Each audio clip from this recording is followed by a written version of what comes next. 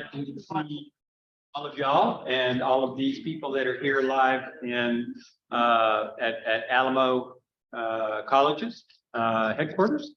This is where we're conducting our hybrid meeting. This is our second hybrid meeting. And the first one we thought went real well. So Jessica was kind enough, Jessica Barnes, who helps us out, was kind enough to let us come back. And we've got food here for those that come live. We feed you, we make you happy, we tell jokes, and we get to greet one another. So in the future, consider coming.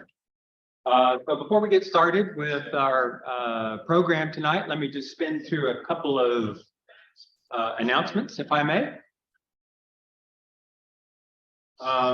So our Purple Martin project is off and running. It is being managed by the wonderful Allison Hain, and she has already done some rehab work on one house, has another house in the waiting, and she has also met with the municipal golf courses and is going to assist them in rehabbing their houses. And so what the Purple Martin project is the idea is to find abandoned and neglected Purple Martin houses and rehabilitate them, clean them out, and repurpose them or relocate them if the habitat that they're in is inappropriate, rebuild them as necessary.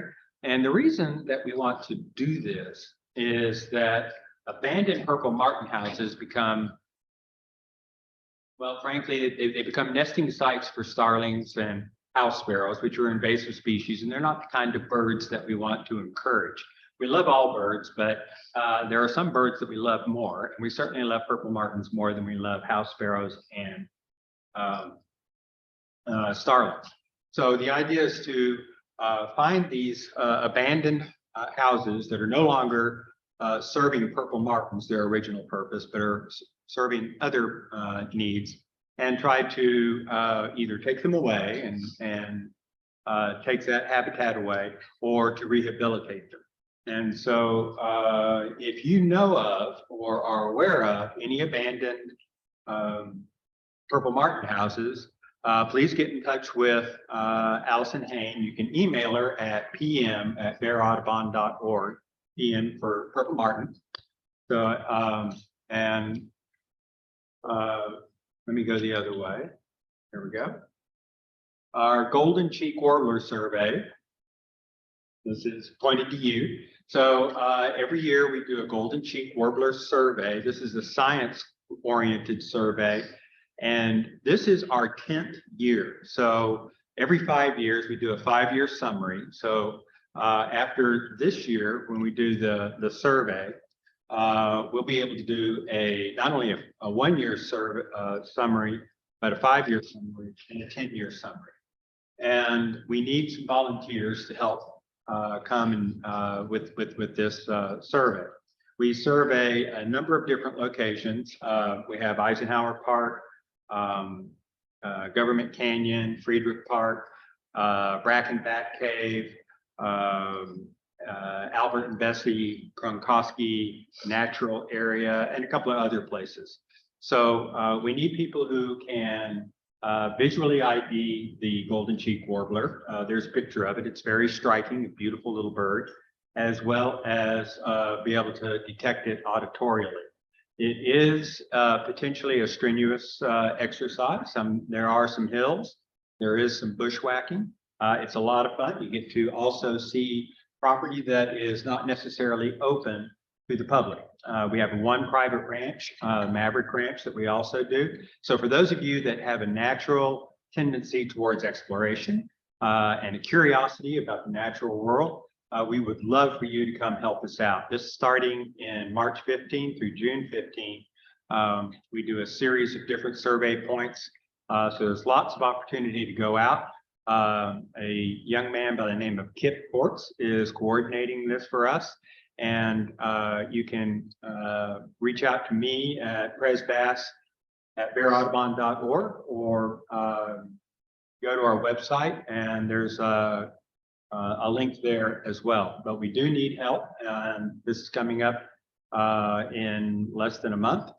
We will have a training for the Golden Cheek Warbler surveys March 6th, I think, at 6 o'clock. Is that right? March 6th. It will last probably about an hour, but it'll discuss the survey process and get you oriented. So please consider helping us out with this very valuable, very important survey. We have a lot of need for tracking golden cheek warbler population. That I would love to talk more about, but it's a topic for a different day. 002. And other surveys is at Mitchell Lake. Bird surveys every Wednesday at Mitchell Lake. And the idea here is to get an idea of birds at Mitchell Lake on a weekly basis. So that would be 8 o'clock through, like, say 10 or 10:30.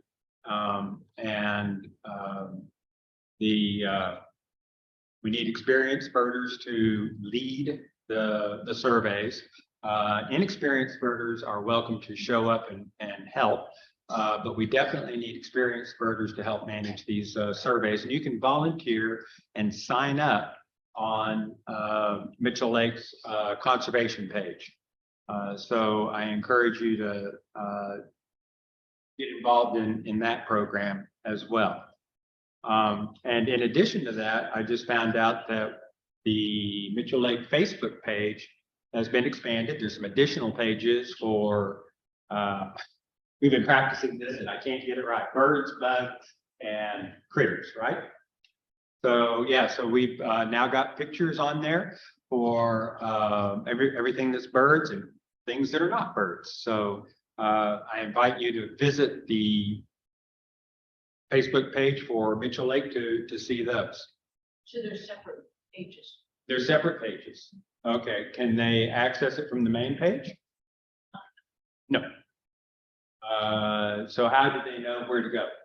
Birds of Mitchell Lake Audubon Center, bugs, birds, or bugs, buds, critters of Mitchell Lake Audubon.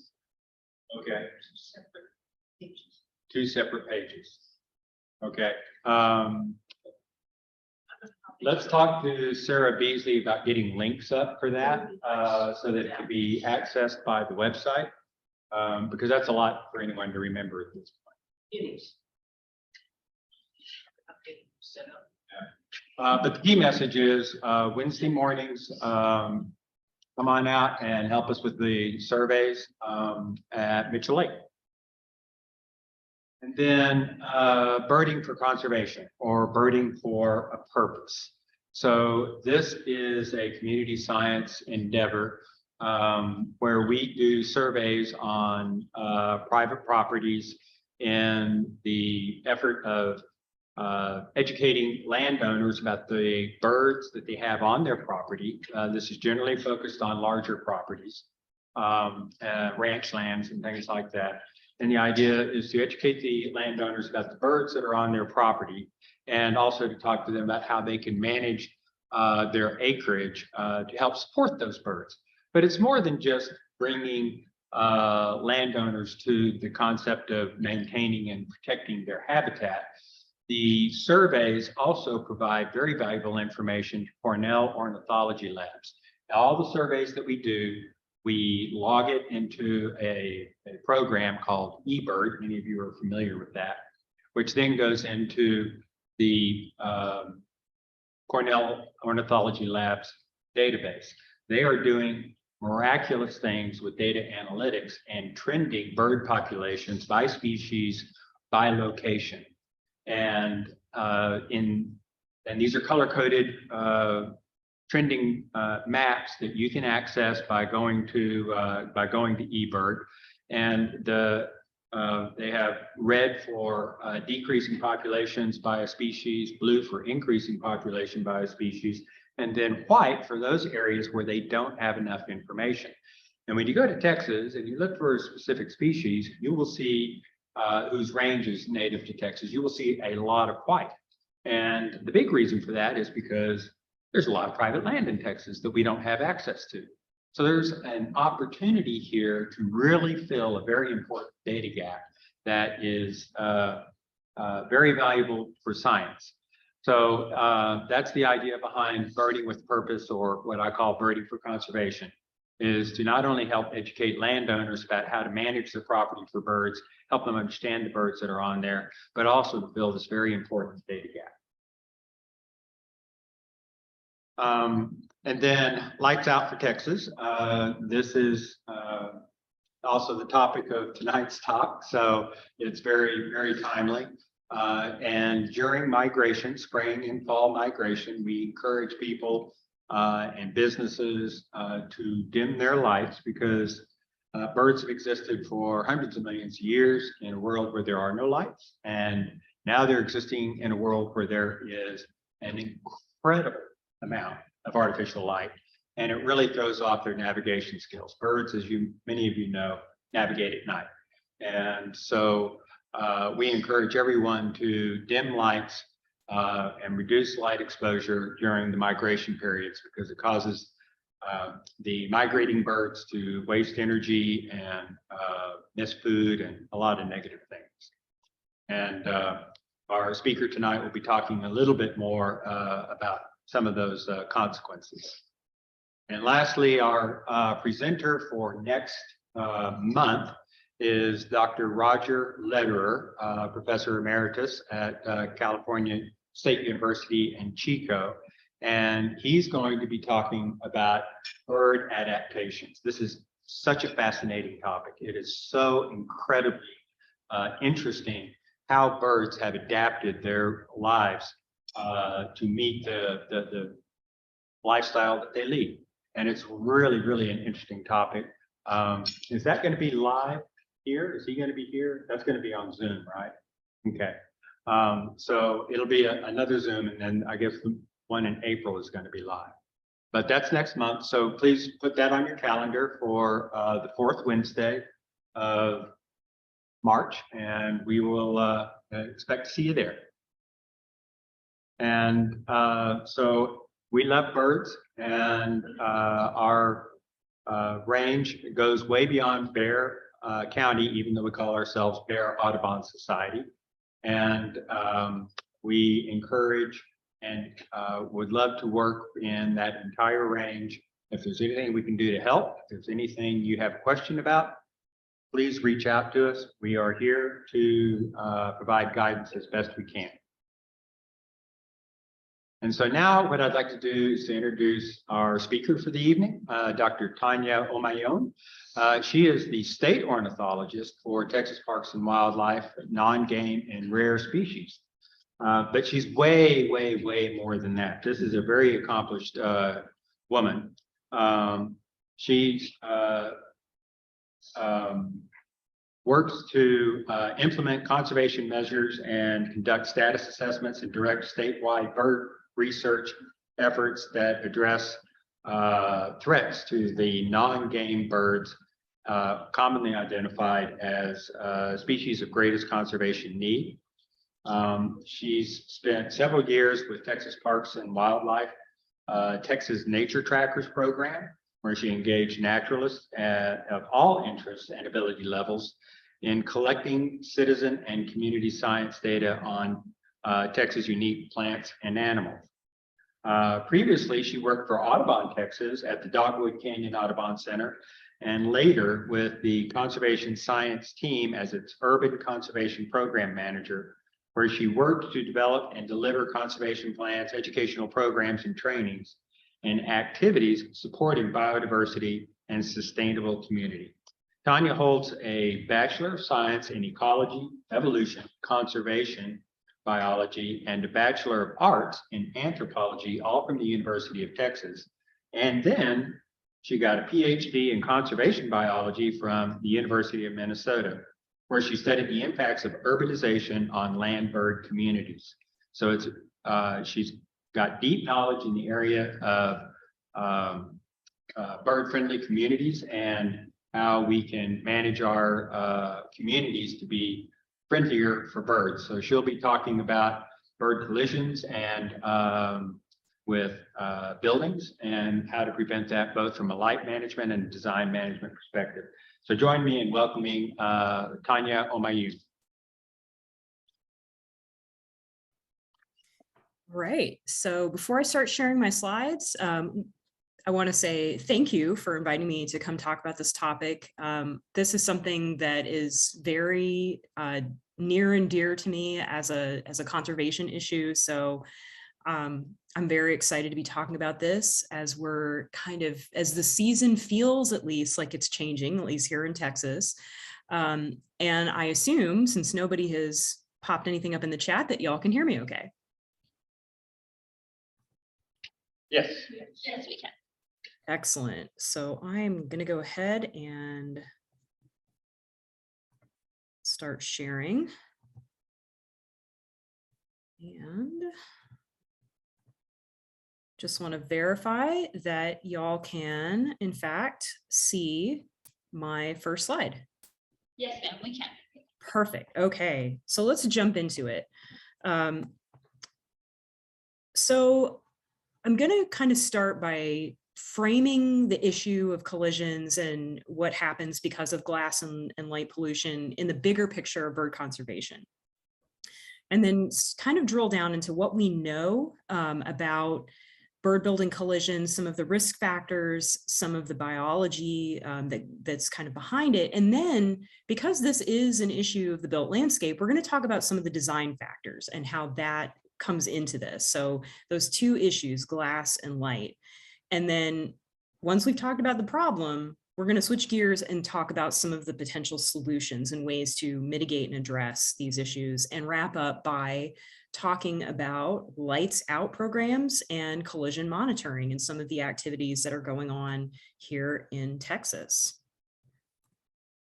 So this is just one, as we know, of a constellation of a variety of different issues and challenges that our native birds face. And by now, probably everyone in the audience is familiar with this study known as kind of the 3 billion bird study. But basically, there was this very large scale study really driven by some of the programs that were just mentioned at the beginning of the evening. So things like breeding bird survey, Christmas bird count, eBird data that really these researchers kind of looked at in aggregate since 1970 and came up with this information that they published in the journal Science in fall of 2019 that estimates that we have lost collectively roughly 2.9 billion birds off the North American landscape in the past several decades. So if we want to think about it in a different way, this actually translates out to roughly 1 in 4 birds that have disappeared off of our landscape. And it's not necessarily shared equally across different groups of birds. So as a class, neotropical migrants have declined by about 28%, aerial insectivores by 32%, and the group that has suffered some of the largest declines, which I think has a lot of meaning and poignancy for us in Texas, are grassland birds, which have declined roughly 53% since 1970. And so again, we can see that this is a trend that has been continues to continue.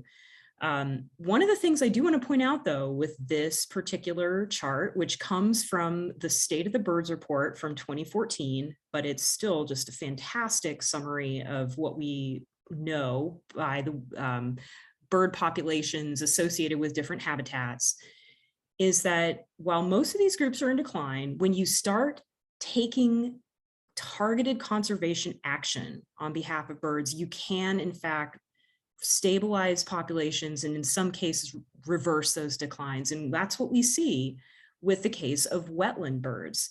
So this was a situation where a coalition of hunters, conservationists came together, seen declines in wetland associated species, and took action, legislation, put money on the ground.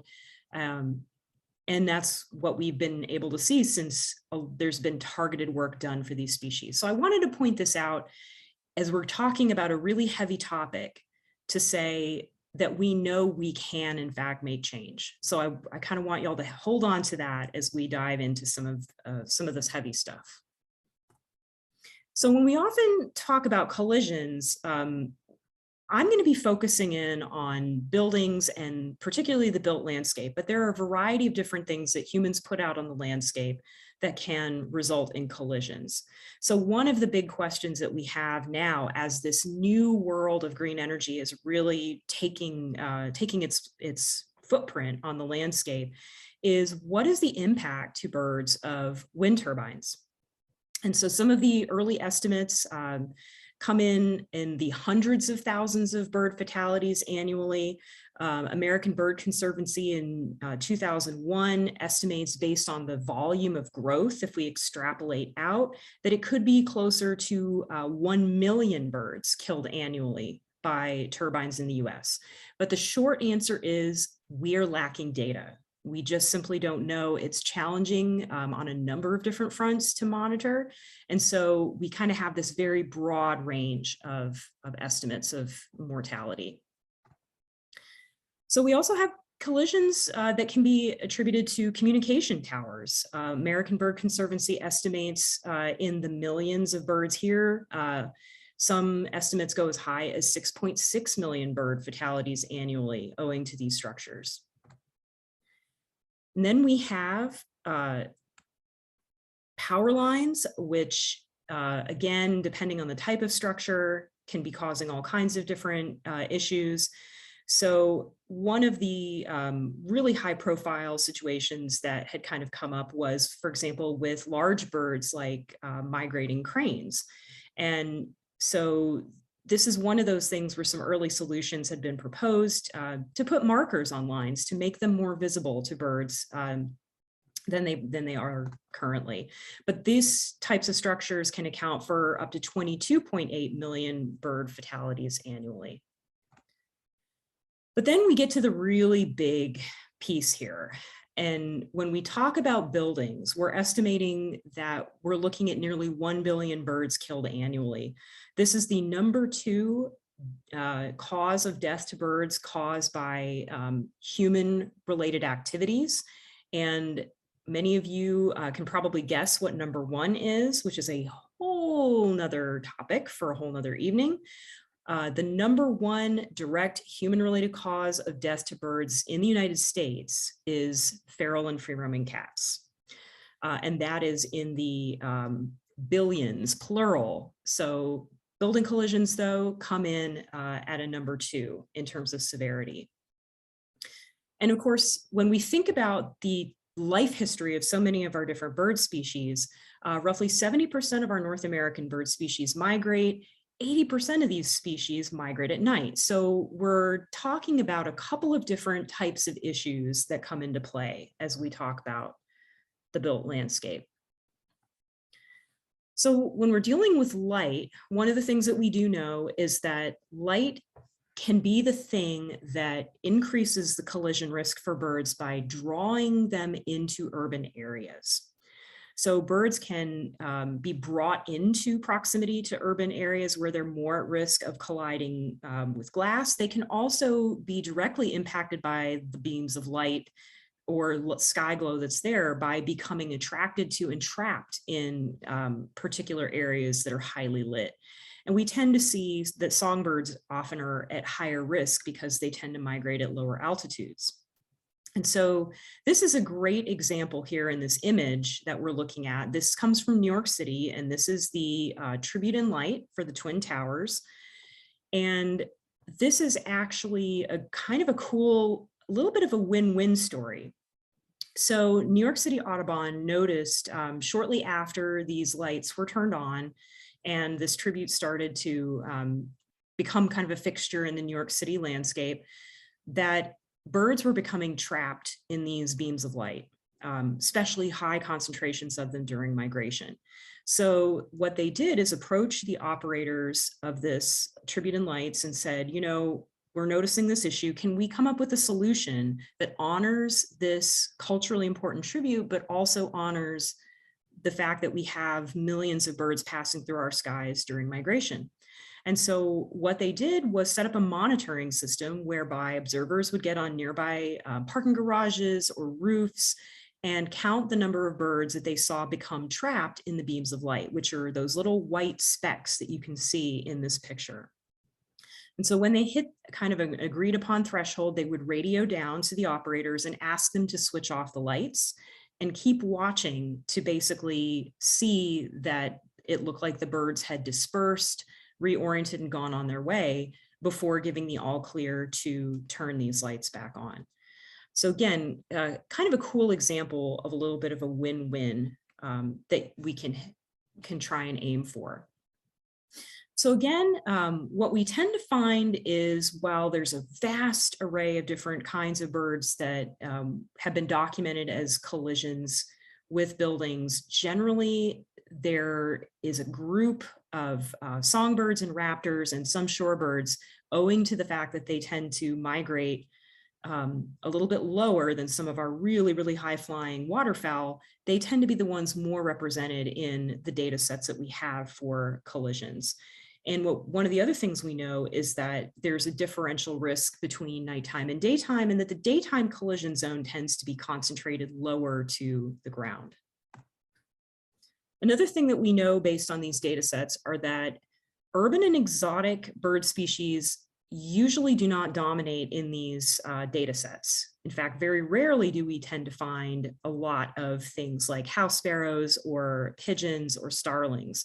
And this may have to do with the fact that these are bird species that regularly carry out their entire life cycle in the built landscape. What we do find, though, is that migratory birds tend to be at greater risk of building collision than our resident species. So what we do know is that nearly 33% of native species have been recorded as being the victims of collision. Some of the ones that show up are many of the species that we know commonly from migration or that spend part of their season here, but that typically are not associated with urban landscapes. So Nashville warbler, Tennessee warbler, ovenbirds tend to really be one of these species that is very represented in collision data sets. White-throated sparrow, dark-eyed juncos, painted buntings. Again, you're seeing a pattern here with a lot of these smaller songbird types. So if we kind of really say, all right, well, great, what do some of these have in common? Again, they tend to be migratory species. They tend to be insectivorous species, and they tend to be species that inhabit woodlands. We know nocturnal migrants are higher risk than diurnal migrants, and there are just some taxa, such as the ovenbird, that may actually be more disproportionately vulnerable to collisions relative to their numbers on the landscape at a given time. And so there's a number of different theories and ideas about why some of these life history traits may put these birds at higher risk of collision. Again, if you think about what it's like to be an insectivorous woodland dwelling species, you're breeding in this particular type of habitat, you get pulled into or drawn into an urban area perhaps, which is vastly different than the landscape, perhaps if you're a first-year bird in which you were born. And you may also then be used to kind of flying in more kind of cramped spaces. You think about what you typically see reflected in windows, and these are just some ideas about potentially what might be going on. So collectively, this is a huge issue for Texas. We know we're home to a wide array of different bird species, but really importantly, we are a very key geography for migrating birds. More than 98.5% of neotropical migrant species in North America have been documented at some place at some time in the state of Texas. So we have a huge conservation responsibility for these migratory birds. And we also know that this issue of the built landscape and the challenges that come with it are increasingly becoming prominent in the state of Texas. At this point, we are one of the most rapidly urbanizing states. Typically, we usually have at least one or more counties in the top 10 in the United States in terms of urban growth. We kind of trade off depending on where the hotspot happens to be in a given year. But collectively, more than 85% of us now live in or around a major metropolitan area. Overall, our state's population is predicted to nearly double by 2050.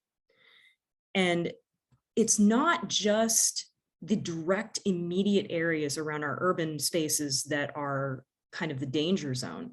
The way that our urban areas are growing has to do a lot with the connections between them. So you guys are absolutely no strangers to the story of the I-35 corridor. This is one of those legs, if you will, of what's known as the Texas Triangle. So this is part of what's referred to as an emerging megaregion that runs between Dallas-Fort Worth down to Houston, ironically, where I am coming to you from now at a conference, over to San Antonio, up through Austin, Round Rock. And the issue that happens with megaregions is they don't necessarily just grow out from those urban areas, but as we've been seeing with I-35 as an example, they grow along connection points. So the risk is even bigger than just those immediate areas that we expect to see growing around these urban areas. And of course, this area along the Texas coast, vital to our migratory birds, is a part of another megaregion that extends all the way from Brownsville over to the panhandle of Florida, called the Gulf Coast megaregion. And collectively, that whole area is predicted to grow 76% by 2050. So this Texas Triangle area in and of itself is predicted to host about 70% of the state's population by 2050. And so again, we look at this landscape and think about the different challenges that birds face and the different ways that we can potentially address it. So we'll start with turning off the lights and seeing, well, or I should say, seeing what happens when it's nighttime and the lights are all on. So this is an image taken from satellites that looks at the nighttime light pollution adjusted by population throughout the state of Texas. And you'll probably notice some interesting things on here that I do want to point out. So one of the terms we use is artificial light at night. And in the instance of what we're going to be talking about, we're going to be focusing on the things that come from the built landscape. But in Texas, we have, as you can probably see, I don't know if you can see my cursor, but we have these whole areas that are not necessarily associated with building, but they are certainly associated with other types of human activity. So our energy footprint, or especially oil and gas, really can create its own artificial light at night as well. But we're going to drill down into urban areas and talk about that first, or talk about that tonight. And so one of the things that's really fascinating, again, is how different cities can pose differential risk to birds based on that artificial light at night. So there was a study that was published in 2019 in the journal Frontiers in Ecology and Evolution that looked at artificial light at night and coming from different cities across the United States and ranked them based on the perceived risk that that artificial light at night would have to migrating birds, both during spring migration and during fall migration. And as you can imagine, we had, as we do everything in Texas, we did it bigger and I dare I say better. So San Antonio came in at number 10 in the list of birds, at a list of cities with artificial light at night posing a risk to migrating birds, number 10 during spring migration. Dallas ranked in at number 3 for both spring and fall migration. And again, the irony of being here in the city of Houston, giving this presentation, is not lost to me, because Houston came in number 2 for spring and fall migration. So if anyone wants to guess in the chat what they think the number 1 city in the United States was, I'd be curious to see that. If anyone has any guesses. And I may not be seeing, oh, let me pop open the chat. Okay, so we have a guess from New York, another vote for New York, Las Vegas, LA, Okay, these are all LA, another vote for LA. These are all really good candidates, but so far, aha, bing, bing, bing, we have a winner, Chicago. Chicago was actually considered the #1 city that posed a risk to birds both during spring and fall migration. That said, we are definitely not off the hook here in Texas. We've got 3 in the top 10. Not a top 10 for us to be proud of, but certainly something to give us a really good hearty challenge to sink our teeth into. And so when we talk about these different strategies, and this goes back, this is actually a visual that was created by the authors of that 3 billion bird study. They wanted to not only put the challenge and the problem out there, but also really create awareness of what the potential solutions can be that are reachable, accessible, and doable. And of course, one of the major solutions that they put forward to help birds is make windows safer. So let's dive into some of the design issues. So we talked a bit about the biology of the birds, some of the things that we do know. Let's talk about glass and light. So when we talk about issues with glass, one of the biggest challenges that we have is the reflective property of glass. This is something that can look to a bird like there is actual habitat there. And this can be difficult for us as humans to really process because we look at the landscape as humans.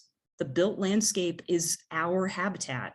And so most of us will look at a window or a door and fill in the blank that if it's part of a structure, that we anticipate that there will be some kind of a barrier there, even if we can't necessarily clearly see it. So when we look at a reflection, we have the sense that it is not real. Birds do not perceive that way. They see a reflection and they will not necessarily be able to differentiate that it is not in fact real habitat being reflected in the glass. So this is one of the big challenges we face. The other one is the invisibility of glass. So again, we look at this void, and if it's part of a built structure, again, we assume that there's probably a barrier there, or at least ask ourselves that question. Birds, unless they see something there, will not necessarily make that reasoning deductive leap to say, maybe there's something there and that's that bounded square. So this is where we run into issues. It's the invisibility and the reflectivity of glass that pose a major challenge. Some of what else we do know through time and studies that have been done on this is that proportion and the total amount of glass on a building matter. For every 10% of increase in glass, collision mortality tends to increase differentially by season, 19% in the spring and 32% in the fall. And so there's a couple of different studies that, that have looked at this kind of phenomenon. And when you add light into the mix, as light emissions increase, the number of fatal bird collisions tends to increase, and we also tend to see the number of birds that become trapped in beams of light increases with that intensity, increasing intensity of light.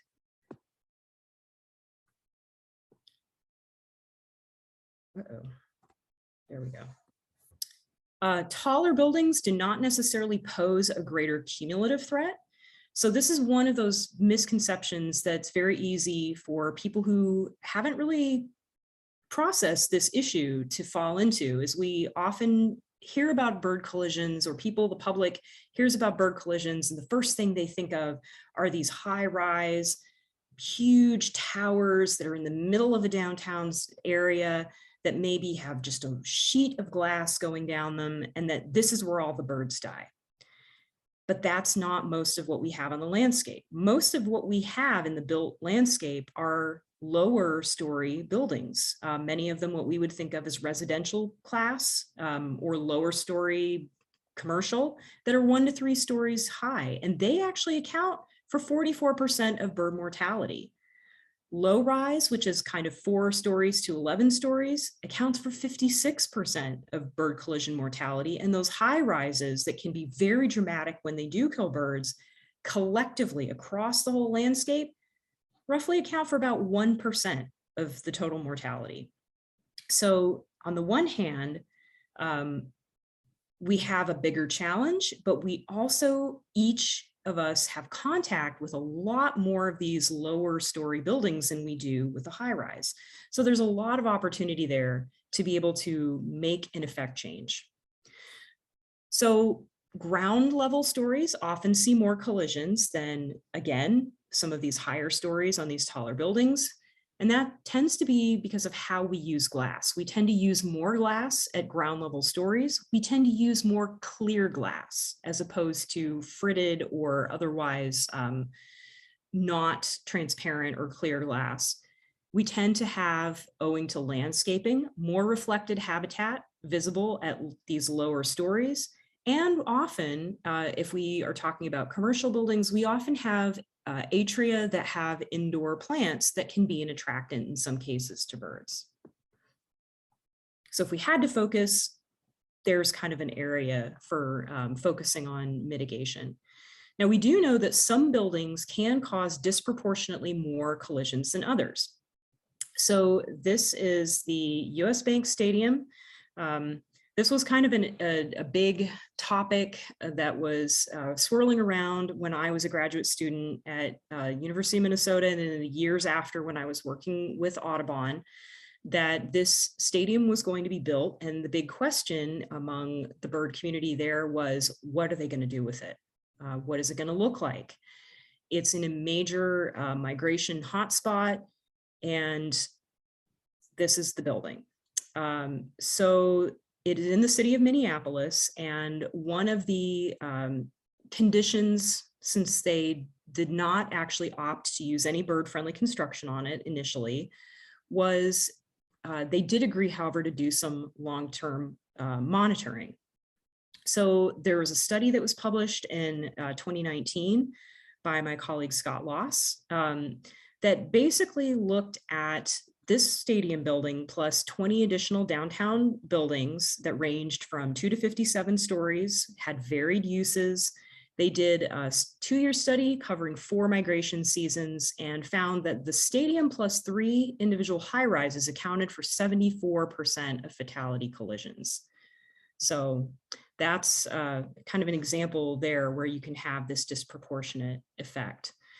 We also saw this kind of thing happen here in the state of Texas. The spring of 2017, the infamous American National Building incident in Galveston, which was literally kind of a perfect storm. We had a storm event Wednesday night with high winds. By Thursday morning, Galveston Animal Control had counted 395 dead birds, accounting for 25 different species. Only 3 individual birds were in a state to be taken for rehabilitation. So again, very dramatic. But this again, I remember kind of as the news cycle was starting, calls were starting to come in, emails from colleagues, things like that. And in my head, I had a picture of what this building looked like. And it was very different than what the reality was. So this is a perfect example of where we had a collision incident that was really driven by light relative to being driven by glass. So you can see that this is not a building that has giant sheets of glass, but it does have white concrete, and it had significant uplighting that if you have a very stormy, possibly foggy situation happening, how this could create this glow that would draw birds into it. And so what we see here is the before and after. So naturally, the building operators and managers were absolutely horrified at what had happened and worked with Houston Audubon to immediately come up with a lights out regimen to try and prevent this from happening again. And so you can see the impact that just turning off those exterior floodlights has on the facade of the building. It doesn't mean that life completely stops in this building, but it does significantly reduce the potential for that kind of incident happening again. So we keep talking about artificial light at night and light pollution, and this is such a rich topic that I did want to kind of delve into a few of these issues that happen, because there's different kinds of effects that light pollution can have.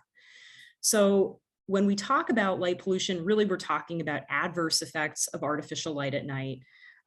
We have things such as light trespass, which is where you have nuisance light from poorly directed or unshielded lights that gets into places where you don't want it. Perhaps you live in an area where you deal with this issue. We all deal with sky glow. So this is a major problem that is very widespread and can have impact hundreds of miles away from the light source. This is one of the kind of hallmarks of our urban landscape, is that they create collectively this very intense sky glow. We have another phenomenon called light clutter or overlighting. So this is one of these ideas of like, the more light, the better, when in reality, it's creating glare. So glare is where you have horizontal light shining that basically reduces the functional visibility and can actually be a problem for humans as well, because it can create unsafe situations. So all of these different things are major issues. We actually find that, again, about 35 to 50% of our light can contribute to sky glow, 10% is glare, and only about 40 to 50% of typical light is actually useful. So again, a lot of room for improvement here. And we can measure light pollution. There's actually a rating called the bug rating that actually assesses by the type of fixture how much light trespass that fixture produces.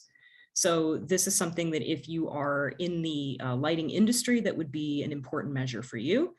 And there's also actually a citizen science project using what's called the Bortle dark sky scale. So you can actually go out and rank the quality of the night sky.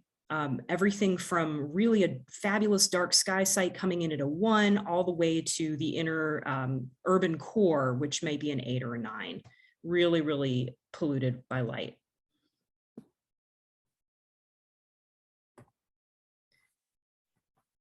And so again, when we zoom out and think about the impact that light has on migratory birds, and for that matter, everything living on the planet, we live in a world of light. This is us from outer space. This is, again, a map of the planet as knit together by NASA satellites.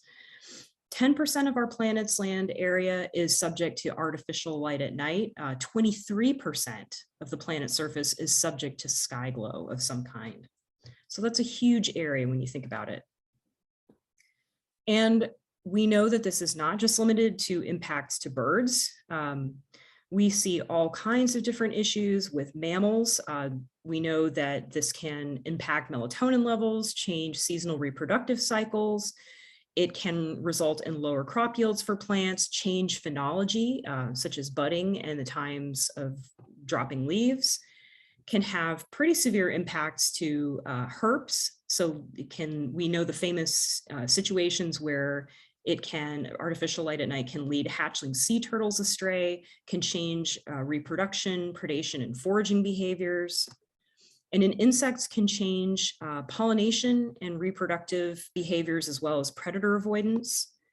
And then, of course, in birds, it can impact nesting behavior, singing behavior, foraging, and certainly interfere with migration and navigation. So that said, if these arguments are not enough to sway people, and oftentimes they're not, this is a major health concern for humans as well. Artificial light at night can have a variety of different potential health effects.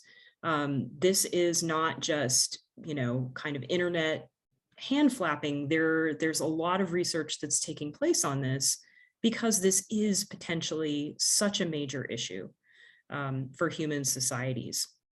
So again, this is something that impacts everyone, and there's arguments to be made for all of the well-being of all living creatures.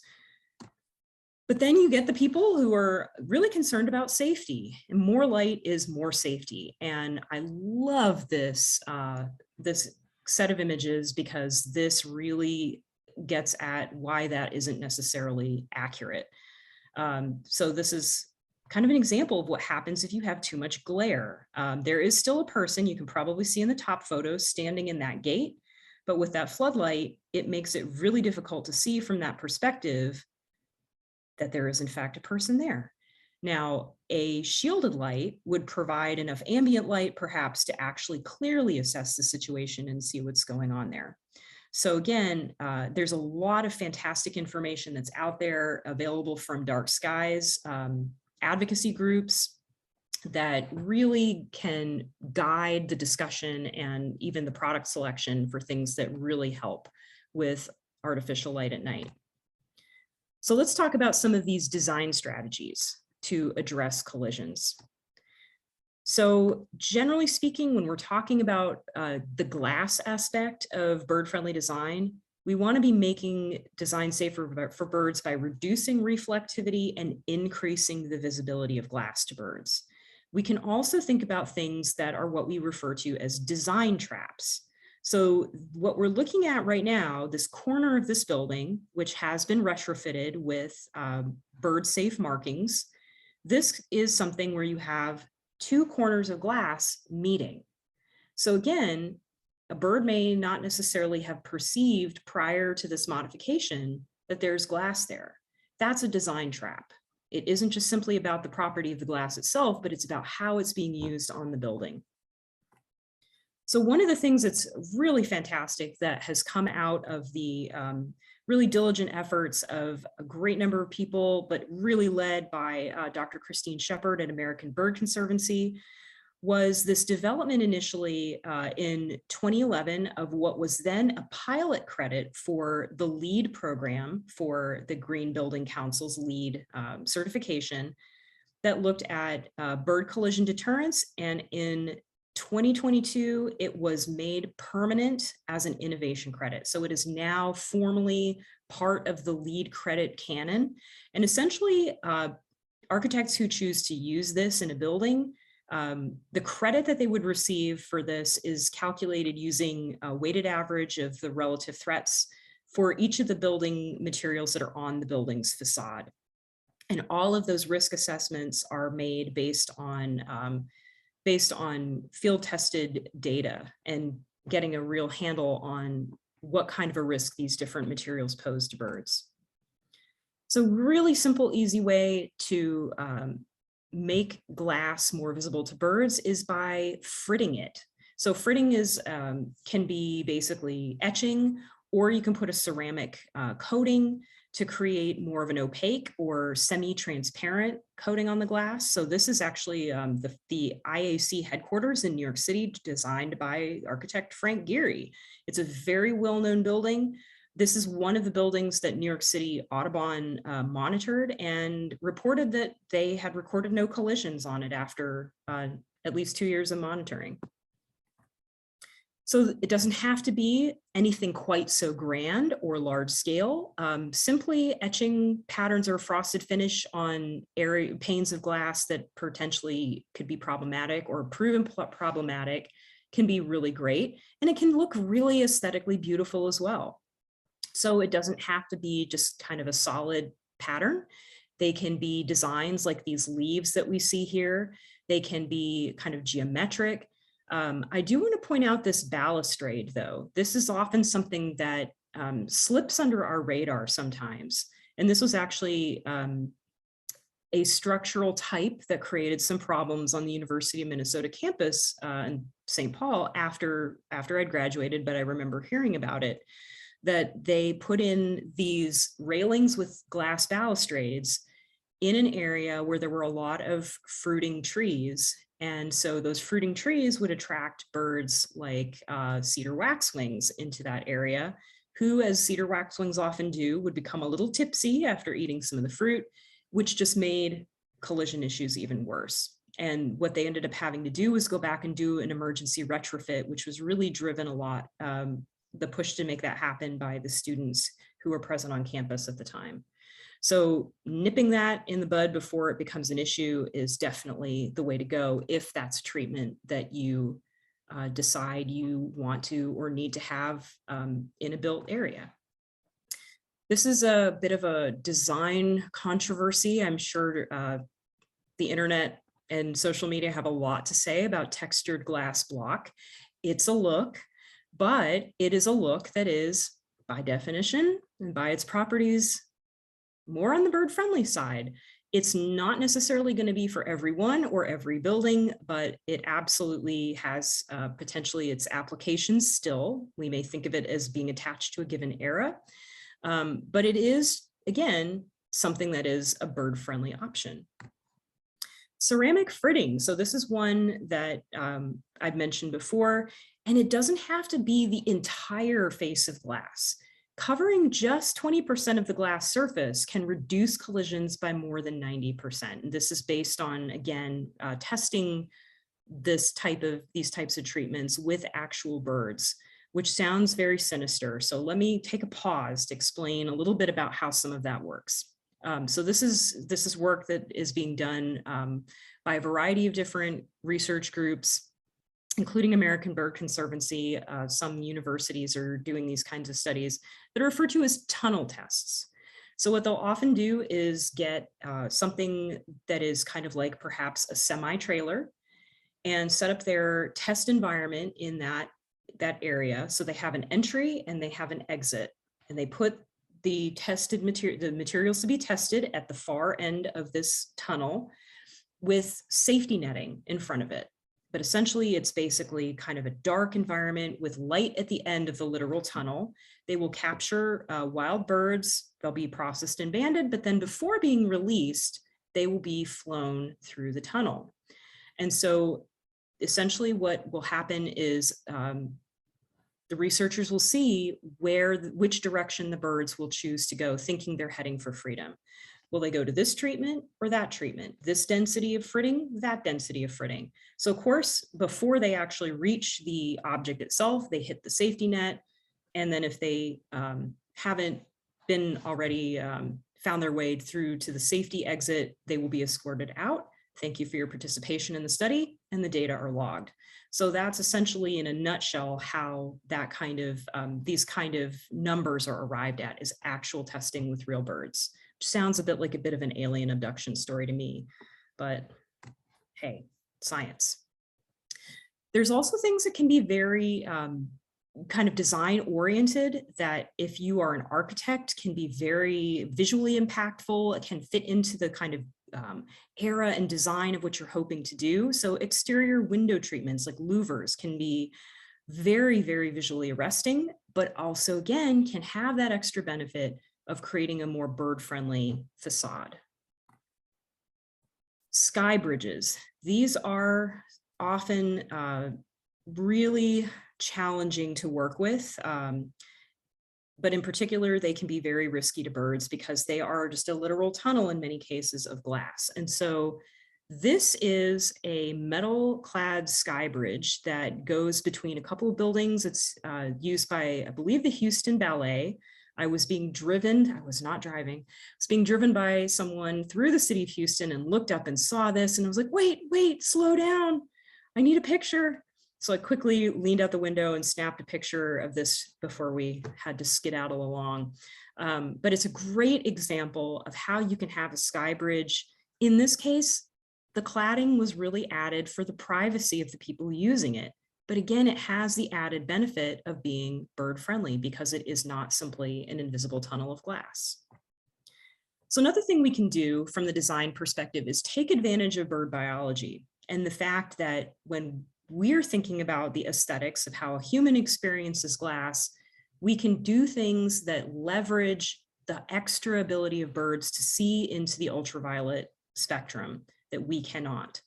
So we can actually create glass that has UV treatment built into it. So this is a very kind of niche type of product.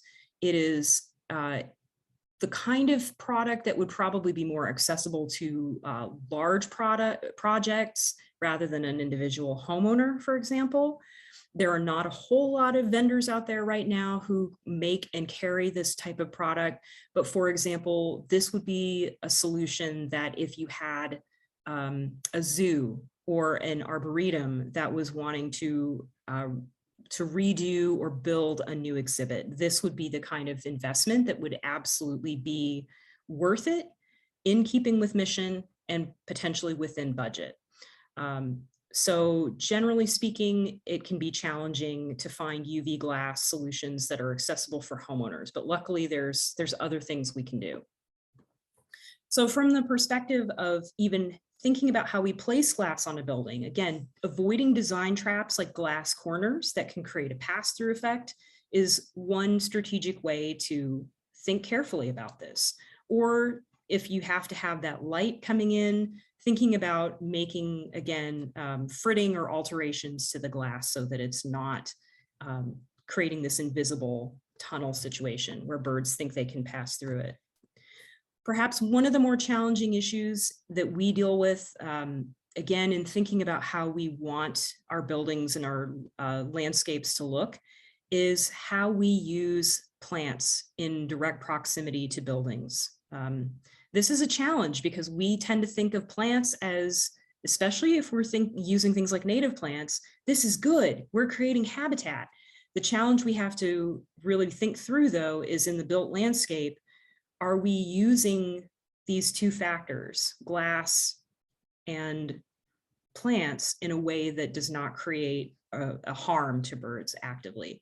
So we can see here the windows on this building and the way that they're really strongly reflecting that nearby vegetation is something that could potentially be an issue and that may benefit from a retrofit if it is in fact causing collisions. So that's often what we're dealing with. All these fabulous ideas about how to design and what to do better as we build new are very exciting and awesome. And there are a lot of very excited and passionate architecture firms out there that are really keen to explore that space. But often what we are dealing with is retrofitting existing glass that is posing a problem. We don't often have the benefit of being able to start from scratch. So the really kind of quick and dirty rule of thumb to dealing with mitigating window strikes is getting something on the exterior of that glass that signals to birds that there is an object there. And really the kind of gold standard you want to go for is spacing that they are less likely to try and fly through. So this is potentially going to vary by species. So one of the early rules of thumb, if you pardon the pun, was the 2x4 handprint rule. So this is a fairly small hand. But what essentially, if you hold your hand out horizontally, you want no more than 2 inches of vertical space between whatever the pattern is that you apply to the glass. And if you're doing a vertical pattern, you want no more than 4 inches of horizontal space. And this kind of makes sense when you think about the way that a bird's body passes through the air in flight. You want to make things kind of tight enough so that at least it gives them pause before they kind of try and squeeze themselves through a potentially narrow space. And again, many of the birds that are at highest risk for collision are those that are incredibly agile and live in landscapes or environments that are filled with barriers that they have to quickly fly through. So if you're having real problems with smaller birds colliding, you may want to pull this down to 2x2, especially if you have things like hummingbirds. Really get that spacing tight to really drive home the fact that there is, in fact, a barrier there. One of the things that I kind of liken this to is putting a potted plant in the middle of a room. You're not going to keep people from walking through the room. They're going to go around the pot if they're paying attention, which they may not be, but one assumes they probably would. So this is actually a real life example from when I was working at Dogwood Canyon Audubon Center. This was from what was then my office, where I was right near the area that had the feeders. And so it was a great view, except during one season where we had an eruption of pine siskins, different feeders out obviously at that time. And we also had a Cooper's hawk that had figured out that this was bonanza. So the Cooper's hawk would strategically fly in and flush all of these birds off these feeders, and they would scatter into a variety of different directions. Some would go off into the woods, but unfortunately, almost every time that hawk came in, several of them would end up hitting my office window. And then I would have to, drop everything, run outside, see who I could scoop up out of the mud, you know, get them to a safe place if they were still alive to kind of reorient and hopefully go off and into their unknown future. So very quickly, this got very, very tiresome. It's just not good for, you know, anybody. So with the help of some volunteers, we got our American Bird Conservancy bird tape and applied it to the exterior of the window that was posing the biggest problem. And immediately after that, we saw the issue pretty much stop. There was this one window that they were really flying into, and you could see the birds when the hawk would come through, scatter, but no longer trying to fly through the window. That said, as you can see on the untreated window, we did have somebody who was enterprising enough to figure out, you know, maybe I can go through this other way. And unfortunately, it just drives home the fact that you may have to do this in an iterative process before you solve the actual problem. So often we find people, members of the public, will have an issue and they'll go online and they will run into decals and think, great, I will buy myself a few decals and I'll put them on my window.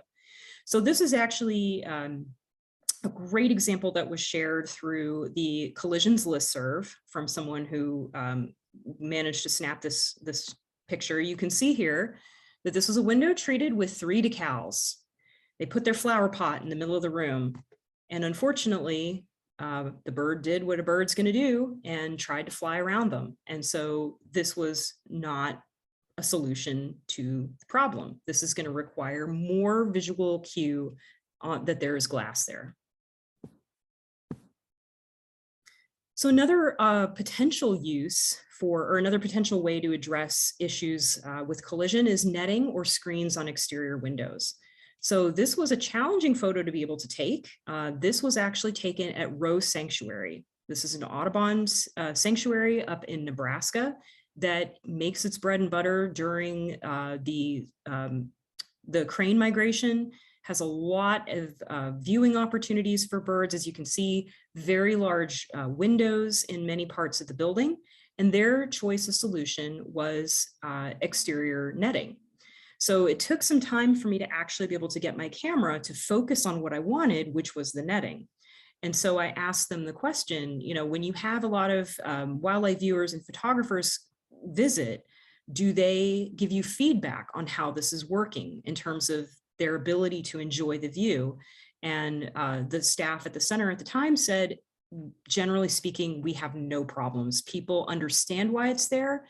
They appreciate what it does, but they also, from the perspective of photography or wildlife viewing, they don't have an issue with it. Their equipment and their eye is able to see past it and appreciate the view that they came for. So we can take advantage of this kind of thing at home as well. This actually comes from one of our Auduboners in the Austin area, Jane Tillman, who volunteered this photo of a modification that she had made using monofilament line. And you can also do this with slightly larger string. In this case, it's anchored up the bottom and the top of each of these windows.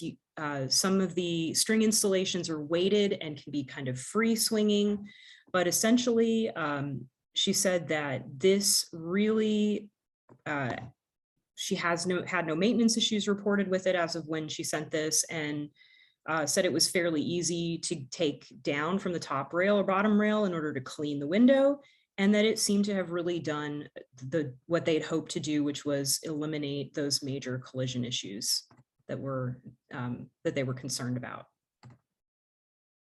So another option, if you're looking for something that you can actually stick fully onto a window, there are actual full window films, not just decals or strips of tape, but you can actually get full treatments from several different types of vendors that do things, including adding tinting or frosting.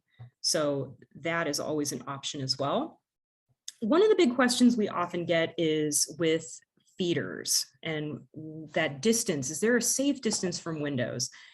And the thing you'll often see in the literature is put feeders within 3 feet of a window or more than 30 feet away from a window. And you'll notice I have a little asterisk there.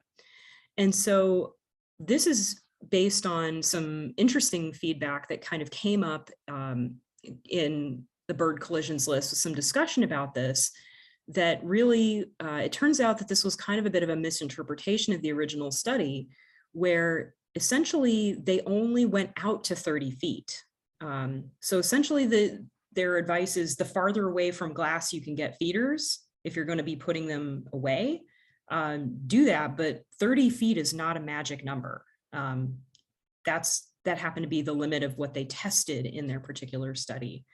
So again, the reason behind this is things that are very close to glass can potentially be within a zone where birds are not flying at a super high rate of speed.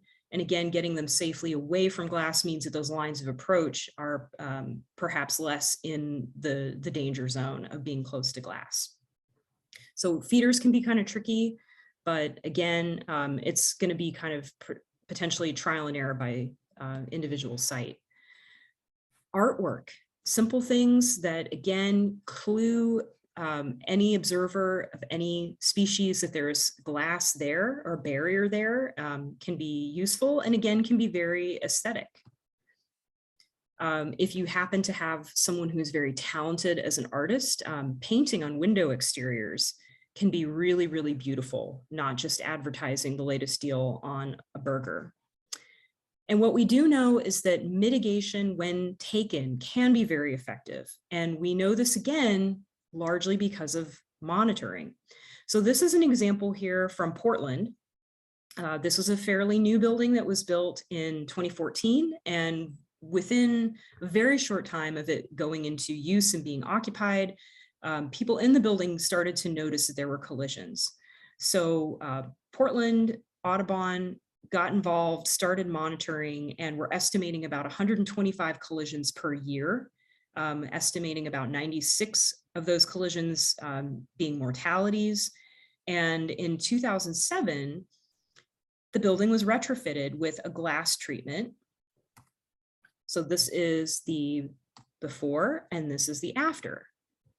And so you can see it's fairly subtle, kind of mimics the effect of perhaps blinds, but it's actually on the glass itself.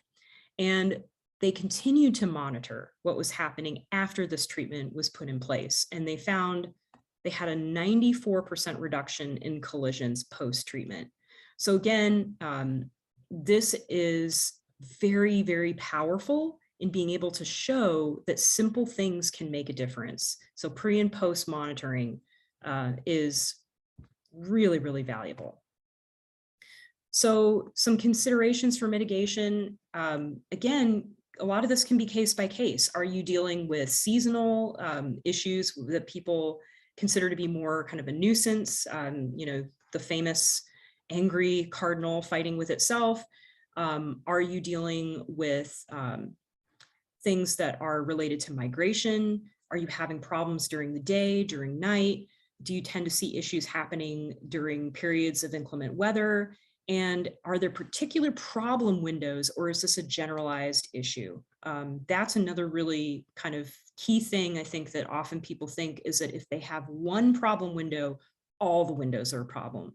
And that isn't necessarily the case. And that's where really paying attention and monitoring, even at the household level, can be really important. Get a handle on where the biggest problem is, tackle that priority first. And so this all sounds kind of a lot, and it is. And the good news is there is a lot out there to help guide solutions and thinking through problems and how to address them.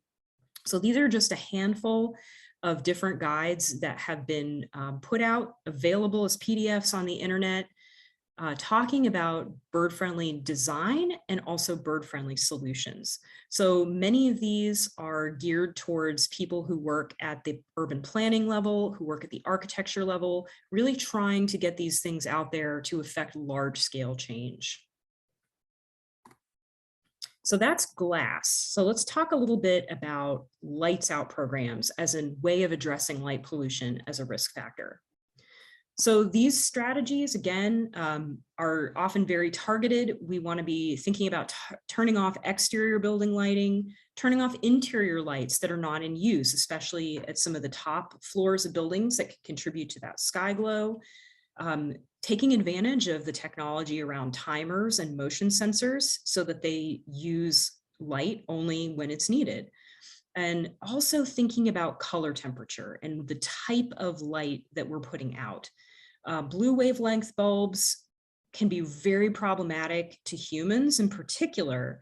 A lot of recommendation, especially that, you know, we're one of the primary consumers of these landscapes, is in places where we use night light at night, keeping wavelengths below 3000 Kelvin. So this is one of those issues that really comes up with things like streetlights. And maybe you've seen some of these in areas where there's new street lighting put out, and it's this really powerful blue, white, glaring light. That's a place where perhaps the color temperature should be dialed down the next time the bulbs are replaced.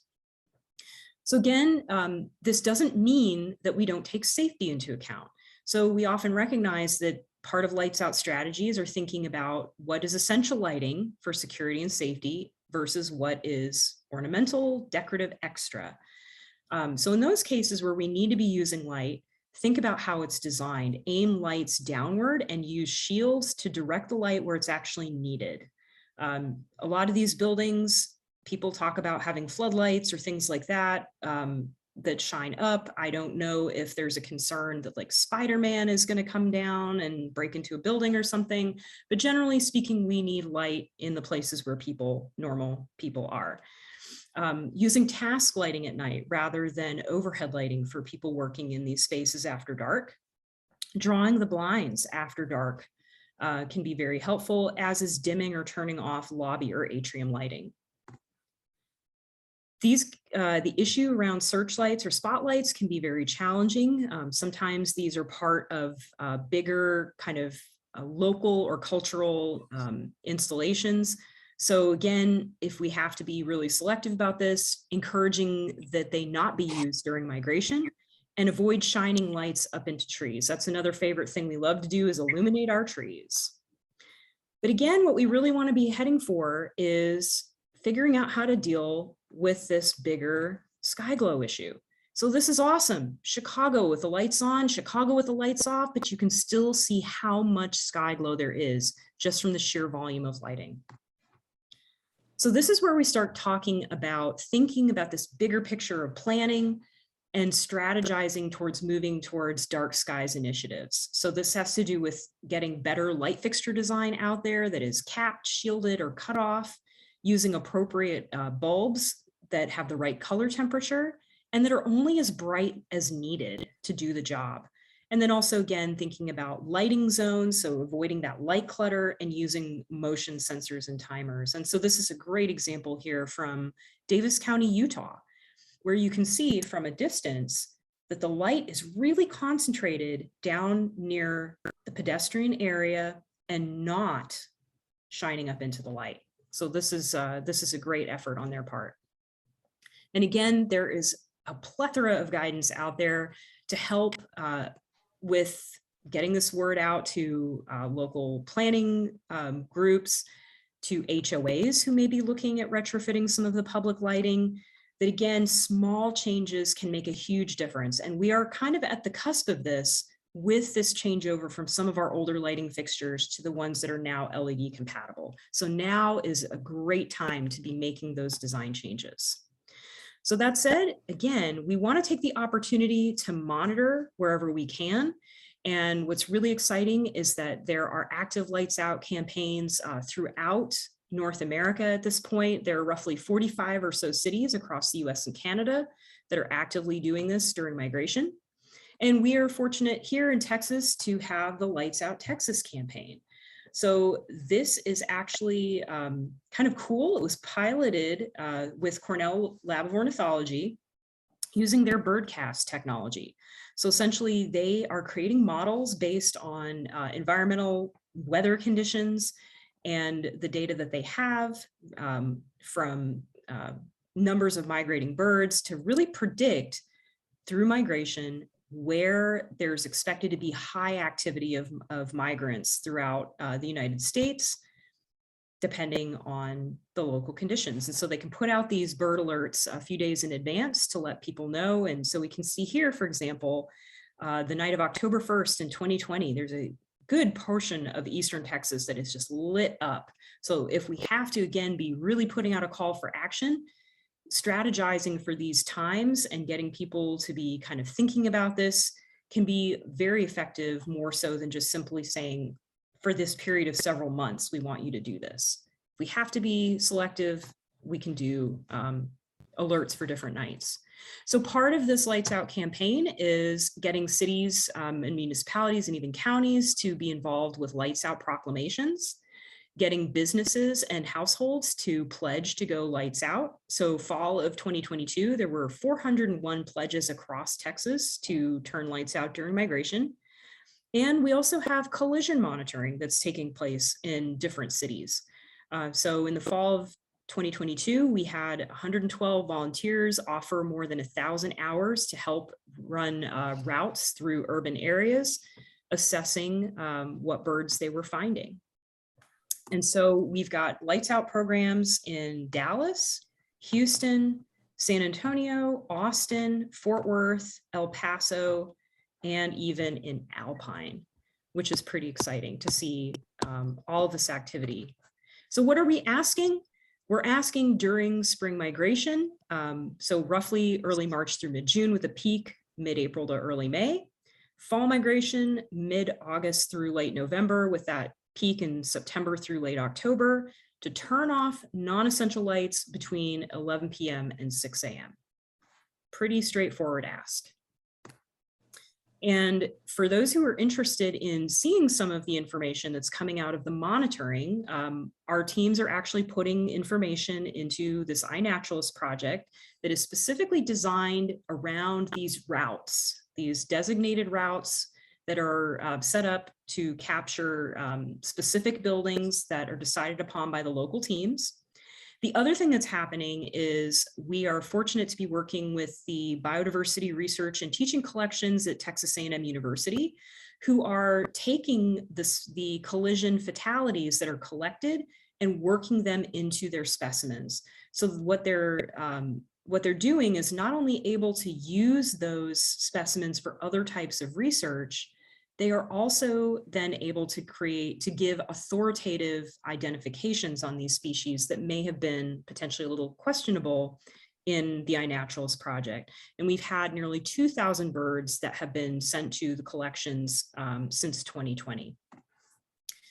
So if you're wondering who some of our most commonly recorded collision casualties have been since this project started in the spring of 2021, here are our top 10. So our number one most recorded casualty from collisions is white-throated sparrow with over 200 observations, followed by Lincoln sparrow. There's our ovenbird, ding, ding, ding.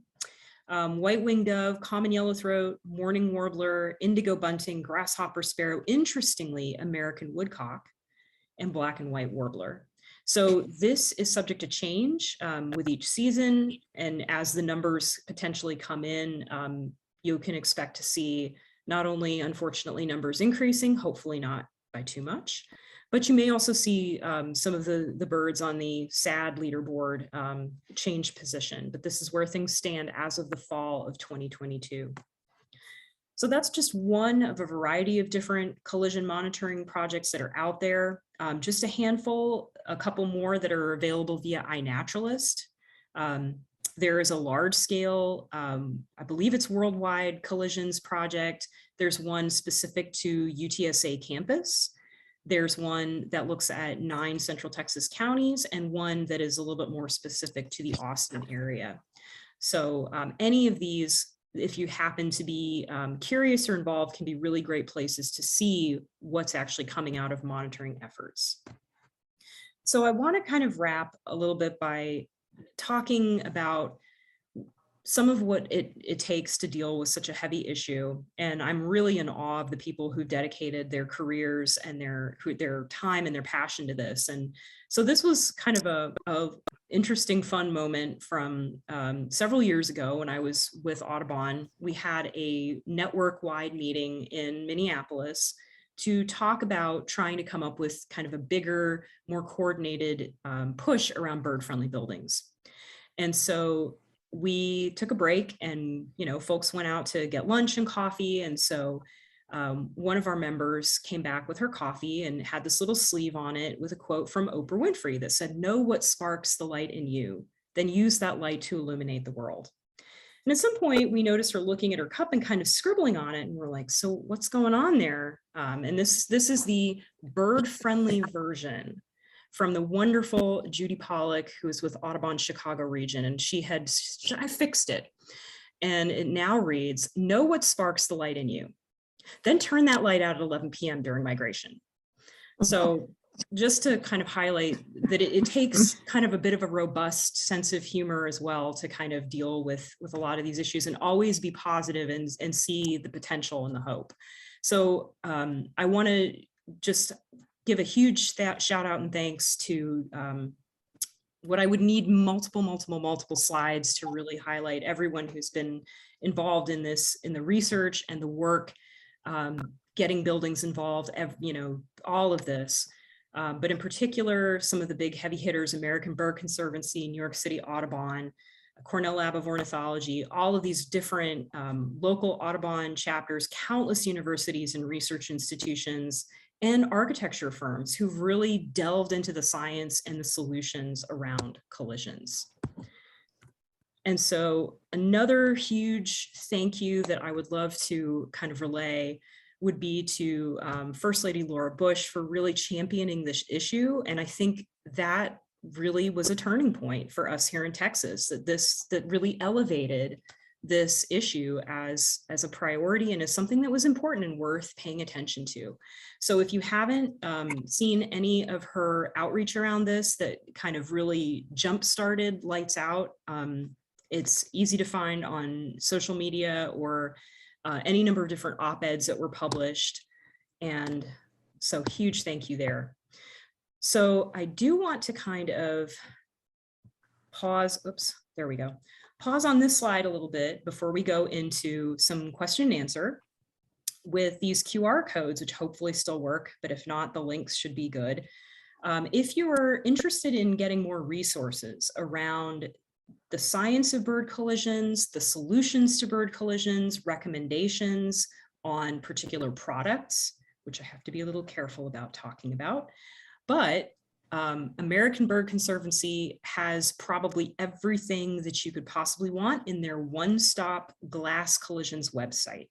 So absolutely, please, if you've never checked it out, please do check out their site. It is just an absolute phenomenal wealth of knowledge. And then if you're interested in Lights Out Texas, Audubon Texas is now the kind of hub for those activities. And so they have reports for the past couple of seasons on what the outcomes of Lights Out program here have been, as well as some of the resources that they offer on their website as well. And so I'll leave these up for just a few more minutes. But at this point, does anybody have any questions?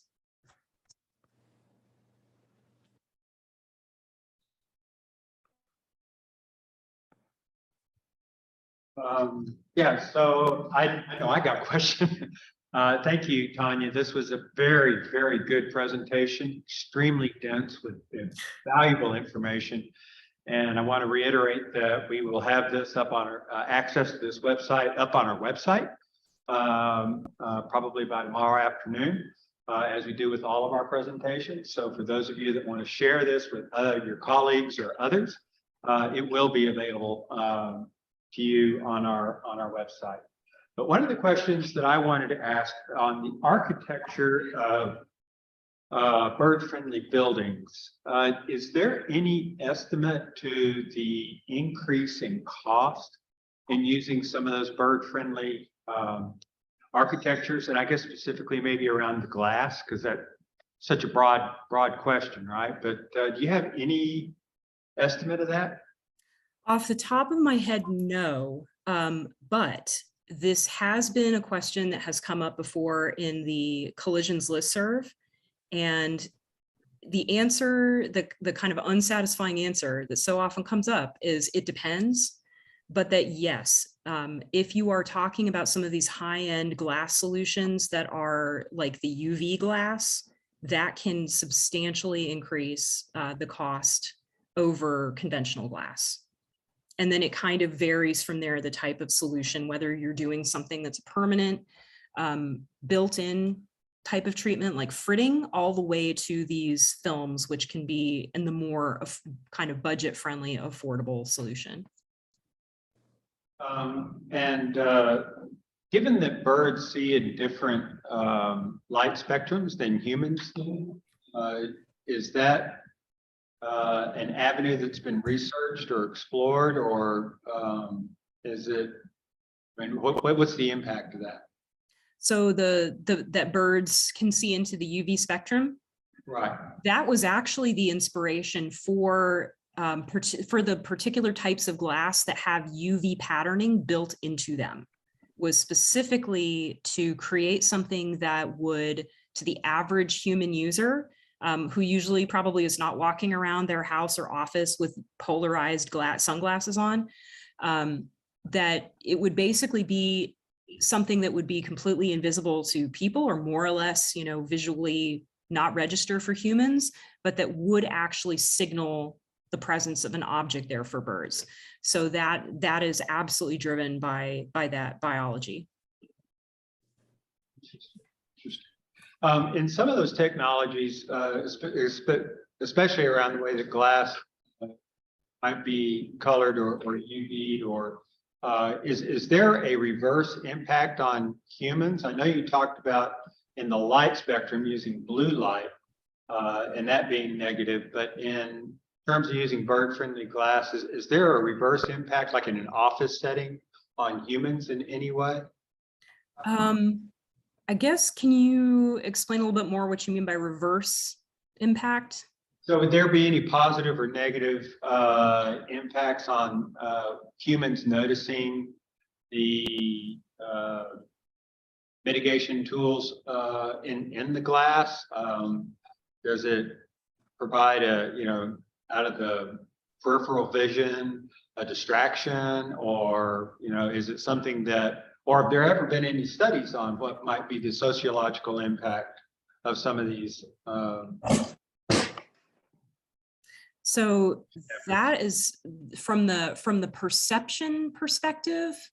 I don't have a solid answer on that, but one of the things that I can say that is probably the most common use of ceramic fritting has nothing to do with birds and has everything to do with energy efficiency.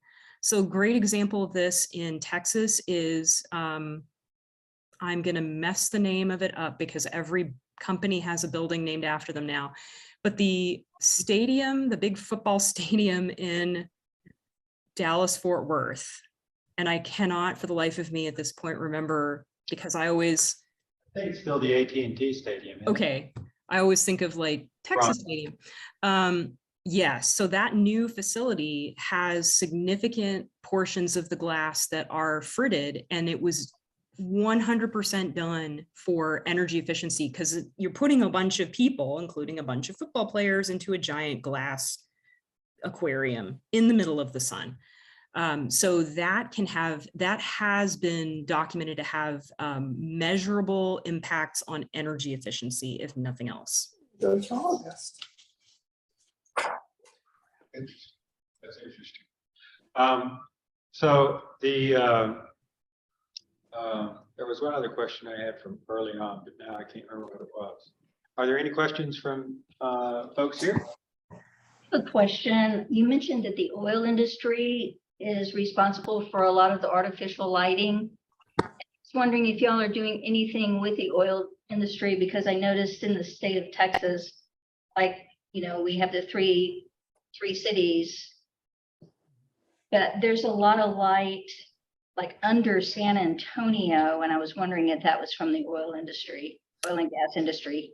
I believe it is. I think that's from some of the flaring. Yeah. And the short answer is, when it comes to that aspect of things, it's outside of the built landscape. That's like new learning for me as well.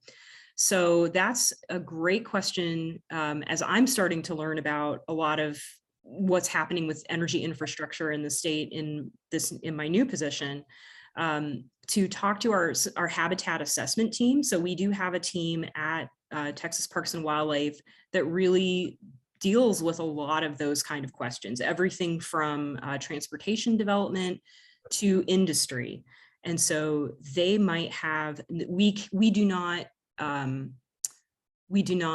regulate anything as in terms of, you know, rules, but that team makes recommendations on things that can be more sustainable or less impactful to the environment with the different projects that are going on.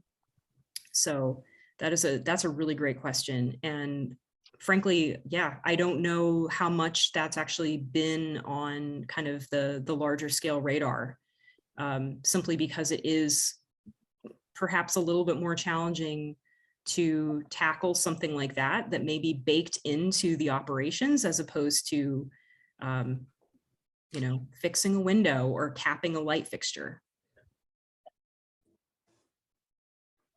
And another question is, recognizing that retrofitting is going to be more expensive than trying to make buildings bird friendly at the get-go during the design phase, is it better to try?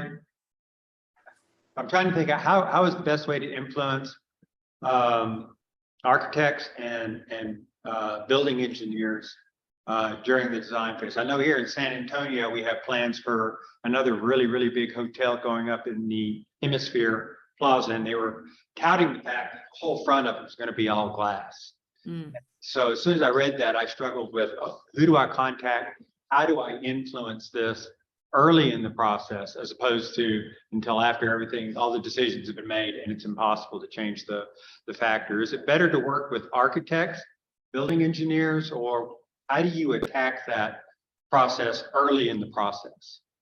So the best piece of advice that I might be able to give you on that is to talk to the people who do this on a daily basis and who've been successful with it. So that might be worth reaching out to the glass collisions team with American Bird Conservancy, potentially reaching out to New York City Audubon, because I think depending on the project, there may be different approaches or how far along the project actually is. It may depend, that may be a major factor in where you start and who you start with. Yeah, absolutely. Come on. Hi, my name is Gary Bettis. I was wondering, was the heat island effect have anything to do with your study? Did anything come up regarding that kind of effect it has with the birds themselves? That's a great question. So I do want to clarify that everything that I've presented is other people's research, which is why we have, you know, I'm hugely respectful and in awe of like all of these amazing projects that have been done. I don't believe that there's anything that has been looking at the relationship between urban lighting and heat island. Generally speaking, when we're talking about heat island, my understanding is that we're talking about the impact largely of impervious cover and how that tends to absorb heat during the day and then continue to radiate it out at night, which was one of probably my least favorite things about growing up in Dallas, Fort Worth, was walking around outside at 10 p.m. and it's 95 degrees still, which just seems wrong. So that can largely be impacted by how much vegetative cover is still in the urban area and also how much impervious cover. And I don't know that there is or has been research done on a connection with lighting. Thank you. Good question. Thank you. Anybody else? Britt, I have a question. Go for it. What is the status with San Antonio Lights Out proclamation? Do you know? I do. It is being worked on, and I have talked to Mario Bravo and 2 other city council members about trying to sponsor our proclamation, and it should be ready to go in probably about another month or so to be presented to the city council. Great, thank you. That's awesome. I'm looking forward to modifying my slides. Yeah. So, so we're working on we had hoped to get it ready and presented in time for the spring migration, but there's just too many projects and not enough people. So hence the call for volunteers to come help. Always new opportunities. Any other questions? I do have a couple of corrections I need to make to the announcements at the beginning. Dr. Letter's presentation is indeed going to be live and not by Zoom. So it will be here at Alamo Colleges. That's a big difference. So again, I encourage y'all to attend. And the other was the Golden Cheek Warbler survey training is March 7th and not March 6th. So I apologize for those inconsistencies. But I do want to thank you, Tania. If there's no other questions, I want to thank you for your time. I know you're a real busy person and I hope your conference in Houston is going well. But this was a fabulously educational and enlightening presentation. Very well done. Thank you. Well, again, thank you guys for having me, and have a great rest of your evening, and best of luck, and keep up the good work with all the awesome bird projects. Okay, thank you. Will do. All right, Good good night. night.